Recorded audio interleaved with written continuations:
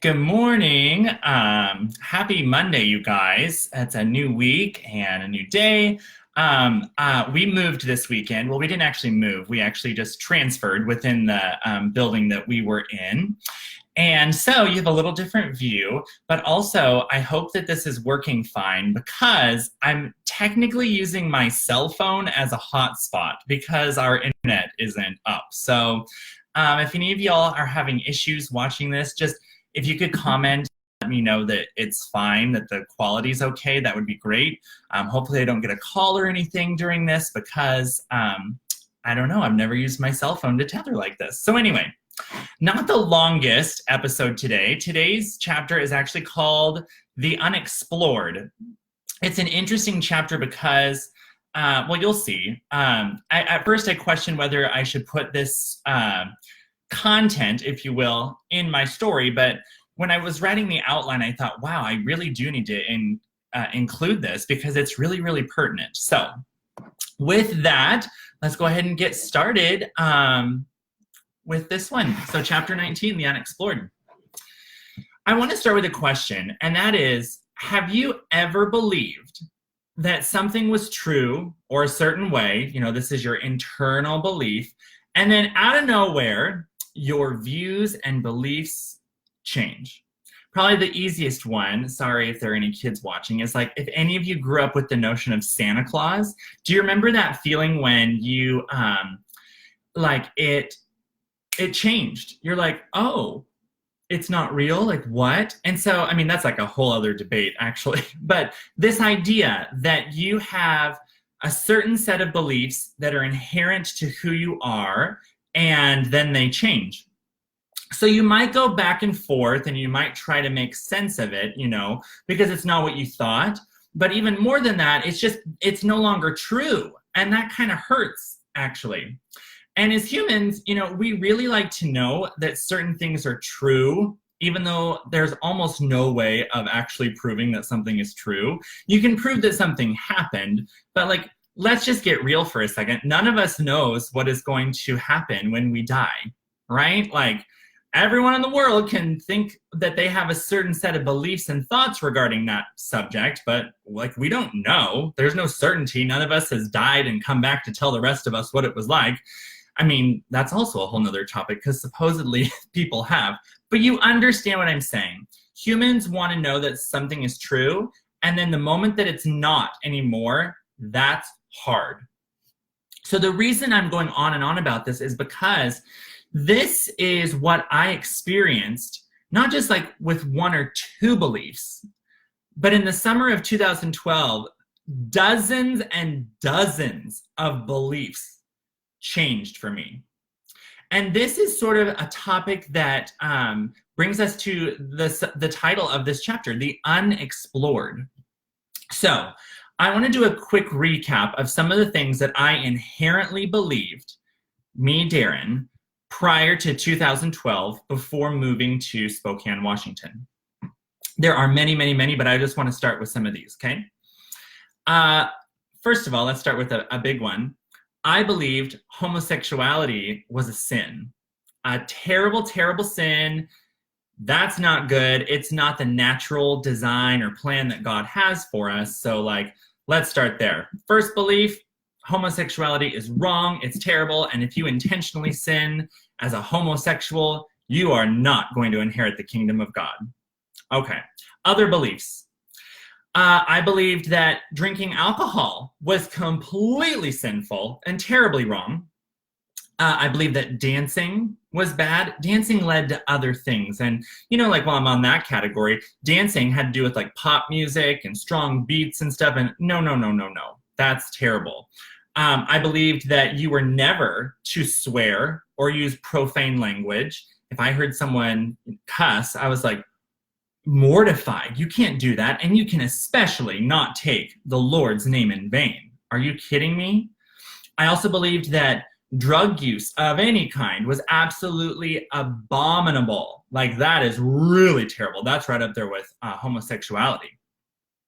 Sex was only for straight couples. And sex is only for straight couples that are married, not dating, not engaged, married, right? And if you weren't married, also, just being blunt, again, truth teller, masturbation, oh, that's really sinful too, because it's like having sex while you're unmarried. Terrible, terrible, terrible. Men are supposed to lead everything, especially in the church, because that's the way that the Bible has outlined it. And I also believed that using instruments during church worship, well, that was really not acceptable to God. That displeased him. And I also believed that the Church of Christ was the only denomination that was going to inherit the kingdom of God, because they're the only ones that are trying their hardest to replicate the church that is described in the book of Acts, right? So therefore, they're the only Christians that are really going to get to heaven. And then there's the whole line of Bible jargon that I believed, thou shalt not, this, all the history, all of the prophets, the scripture, all of it, right? My point is this. Moving to Spokane, Washington, Darren was like not just uncomfortable with his new surroundings because it was new. It also challenged every single thing I knew about myself and my life. All of it. It is all up for grabs now. I don't know what's true anymore. And the things that I used to believe, as crazy as that list is that I just went through, the thing is that I didn't come up with those beliefs overnight, right? I didn't. They were ingrained in me over many, many, many years. So it would be a little bit naive to think that they're all just going to change overnight, really quickly, right? That's not how this works, people. So, nevertheless, every single one of these topics, many of which I just ran through, I did need to start addressing them. And one by one, I did start changing my beliefs and thoughts around them. So, you know that saying, you can't change someone, can't change anybody? I believe that's true and accurate. However, I will say this, you can change yourself. It's really hard, but you can do it. It really gets down to like the why. More on that later. So let's start with a few of the basics, these things that I needed to change. Excuse me. Let's start with like alcohol, sex outside of marriage, and profanity. Those are some fun ones. Okay. So the first real drink I ever had was at my brother's house in the summer of 2012. He gave me a beer and I drank it on his sofa. And I thought after one beer, oh my gosh, I have got to be drunk. And so I remember drinking the whole beer and then I was like, oh, I'm just so drunk. I have to take a nap. So I did. I passed out on the couch. I was 21 years old. The first time I remember actually being drunk, very different than thinking that you're drunk, was also during that summer, and it was with my, at the time, boyfriend and several of his friends, and we went out for these little things called margaritas that have, a dangerous little thing in it called tequila. And after throwing up for 3 or 4 hours, just hugging the toilet, by the way, it's midday on a Saturday, I knew that time I'd had a beer on my brother's couch. Yeah, I had not been drunk. This was actually drunk. Now, again, truth teller, very direct. Let's talk for a second about sex. This is a fun one, right? So what happens when you grow up your entire life with really, really bad negative thoughts surrounding sex? Well, it goes kind of something like this. I'll never forget the first time in gay world when I was asked if I was a top or a bottom. I had what are you even talking about? I think I nodded, oh yeah, sure. It was so ridiculous. I had no idea how any of this worked, right? So I'd had a few experiences in the South, but that was the penultimate sin when I had done those things. So we were certainly not going to explore anything surrounding that. So I was totally naive, had no idea about anything regarding sex. The the times that sex happened during that summer when I moved here, because it was inevitable, it was going to happen, it was so bad that like, yeah, it was great in the moment and whatever. And then whenever we were finished, I would go to the bathroom and ugly cry. I mean, bawl and just like weep. And it was all like silent. I mean, it's kind of really sad looking back on it because I didn't want anyone to know how uncomfortable I was with this. I had no idea what to do. I didn't know if I even liked it, if it was right. Well, that was the biggest thing. I had no idea if I should even be doing this at all because again, what if those crazy Christians are correct and accurate and I'm the one that's intentionally sinning, right? So full disclosure, for about the first 9 to 12 months of learning what sex was and how it worked and what you do and all the things, every single time afterwards, I would go to the bathroom and just bawl my eyes out because I was so lost. I had no idea what to even think. Nothing was wrong. Nothing hurt, nothing bad per se. I couldn't shake that ingrained belief that I was intentionally sinning and doing something that I was not supposed to do. And used to always believe that I was just going to burst into flames at any moment. Like I'm going to just die a terrible sinner right now. Okay, moving on. Let's talk about profanity for a second. I started cussing and cursing. And this was kind of a funny thing. So I was working at Red Robin, and I'll never forget this phrase that I heard that actually like stopped what I was doing, stopped me in my tracks, because I was like, what did you just say? So whenever we broke anything glass at Red Robin, I'm sure other restaurants have something similar to this, we threw it into something called the fuck it bucket. And to this day, it still kind of makes me like grin. I think that's funny. And everybody was saying this, like a glass breaks, like, oh, just toss it in the fuck it bucket. And I was like, what?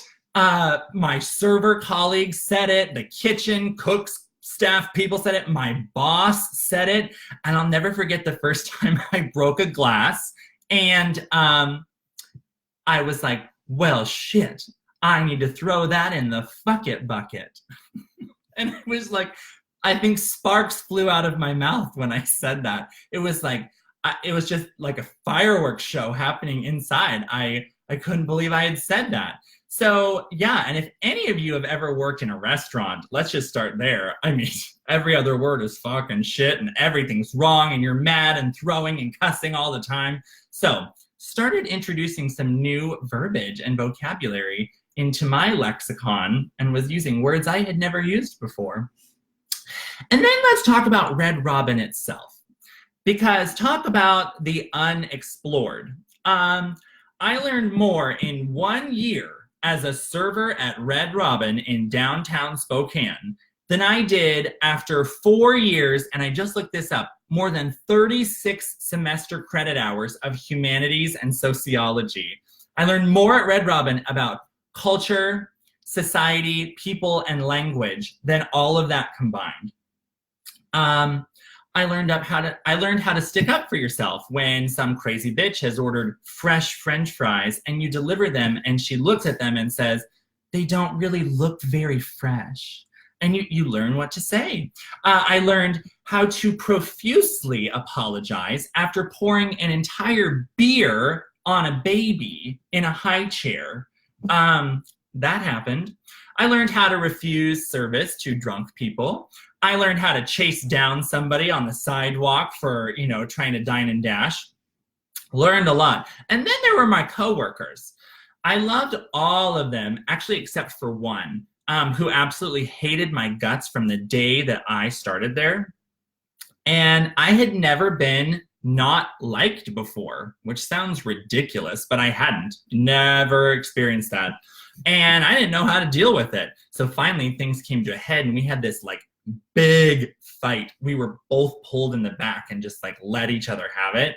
And then we didn't talk for a long time. And then a couple of months later, we finally just made amends and hugged. And I can't say we're friends today, but we certainly aren't enemies or have anything against each other. Just like these were real life experiences I was having that were so brand new to me. I mean, this kind of stuff didn't happen where I was coming from, right? I've got to talk for a second about my Red Robin crew because, oh, I'm already like choking up. They were like my new family.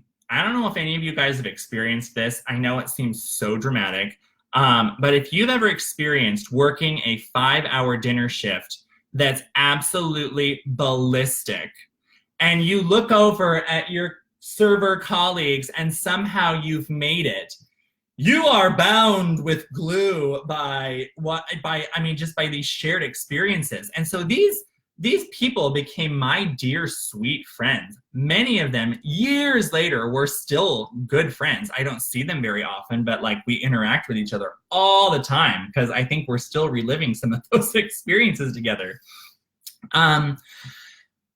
The thing is, what they taught me was when they met me, along with a whole other slew of people, especially my classmates at the River Point campus where I was going, they'd meet me and I was just simply Darren. I was tall, I was gay, I had, there were all these attributes about me, but none of that defined me with these people. I was just Darren. And that was brand new to me. I couldn't believe how good that felt. I have the most distinct memory of receiving this really, really terrible text from someone in Arkansas. And it was along the lines of like, I still can't believe you're doing this. Why are you intentionally sinning and ruining your life? You need to move back to Arkansas right now. We will like receive you and take care of you. Come back to the flock, kind of a message. And it made me so sad that day, just so incredibly sad that when I went to work, it was like people were just coming up to me saying, what is wrong with you?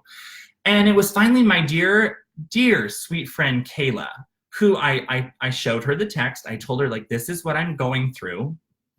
And she legitimately took off her apron and was like, where are they? I'm going to go kick their ass. Like completely serious. She didn't realize they were in Arkansas. And I'd never had anyone stand up for me like that before. And to this day, I mean, I love you, Kayla. So many memories. My point is this. Here's kind of why I'm going off on all these little tangents. Whenever I tell my story, so far the story that you have heard through my chapters about what I went through in the South, a lot about my family and whatnot, and then moving and it all just changing in a heartbeat, it's no one's fault. I mean, I do it too, but my mind and so many other people's minds jump to the fact that it was most likely hard because of the rejection, right? Oh my gosh, all these people, they rejected you and they cut you off. And yeah, they did. And yeah, it was really hard. And yeah, sort of jumping the net really quick, I did meet amazing new friends and new people in my life that helped me. But here's my whole point. It was the unexplored that was actually the most challenging. I could deal with the rejection. There was nothing I could do about that. Like, that happened, it's done. We don't think the same way anymore. Thank you, next, bye, right? Like, what else? How much more time am I going to sit on that topic for? And I'm meeting nice people. I went to college in Arkansas, you guys. I'm meeting wonderful people that are helping my life a lot. But every single experience that I'm now having during my first year and beyond after moving is brand new. I feel so weird every time I try to experience something that's unexplored. I don't know about it. I have to learn about it. A lot of people made fun of me for it. I mean, I was a 21-year-old that had never drank. I didn't know anything about sex. You could tell that I felt like a little kid that was getting into mischief whenever I said the word fuck or any other profanity. I mean, like, everything in my life had changed, and it had changed dramatically fast. I mean, very, very quickly. So I was doing my very best just to play catch up. And that's what I was doing constantly. And it was very draining, actually. I I would kind of keep a running list of things I was struggling with as I, experienced this new life and tried to navigate a new way of doing things. And I would take that list, and I was still seeing Dr. Kaufman, and there will be more on him in the next chapter especially. But I would go and I would sit with him, and so on top of everything else that I was working through in these sessions, I'd come to him and be like, I witnessed some people smoking pot at a party this weekend, and I don't know how I feel about that because, and it was just like these very basic, rudimentary things that I think most people, maybe I'm wrong on this, but I think most people sort of learn in high school, and especially when they leave high school and go on to their next adventure, whether it's college or just moving out even. I didn't have any of that. And so I was trying to figure out all these topics and subjects kind of on my own and just as I went with it. And that was very, very difficult. Very difficult because I, in a new way, sort of felt like an outsider. I just didn't know anything. To this day, I mean, my boyfriend, Josh, he's like always making fun of me because I don't know movies, I don't know music, I don't know books, I don't know actors, I don't know current pop culture things. Like I just don't know them. I didn't grow up paying attention to any of it. I can still recite the book of John if you want, but my point is this. It was a challenge. It was truly a challenge trying to get into this new world that I had moved to. And I really loved my new life. People were kind to me. I was getting a ton of help from Dr. Kaufman, an actual therapist, the best therapist, by the way. And I was ultimately pretty happy. But, blazing these new trails, establishing new beliefs about the world, and especially erasing old habits and thought patterns, that was half the battle. The other half was actually the daily struggle to try and merge these two worlds that I still fundamentally believed could not go together. I still caught myself all the time saying, can I actually be gay? Can I actually have sex? Can I actually have a glass of wine? Can I actually say fuck? Or am I going to still go to hell because of all of these things? I know it sounds ridiculous, but it's what I was dealing with. And I mostly lived in my new world that I had created, but I definitely slipped into the old ones at times. And dealing with both of them remained quite the challenge for a couple of years. And that is this week's chapter. It's called The Unexplored. And I hope that you guys sort of got the idea that it was weird just to go from everything Christian. By the way, I have nothing against Christians, just what I was going through, all of the therapy and the Bible studies, and you're just constantly in this little Christian bubble. My bubble popped, y'all, and it was kind of a challenge to deal with. So the reason why I end with those words, the challenge, is because that is actually the title of the next chapter. So chapter 20 is called The Challenge, and it's going to be something that you do not see coming. So I'm in my new place. I'm shocked that my little phone's hotspot worked this whole time. So I hope that the quality's been all right. The Comcast guy will be here tomorrow. Anyone else hate Comcast with their whole life? Anyway, so internet will be here tomorrow. I hope that you enjoy a beautiful sunny day, and I will see you on Thursday. Take care.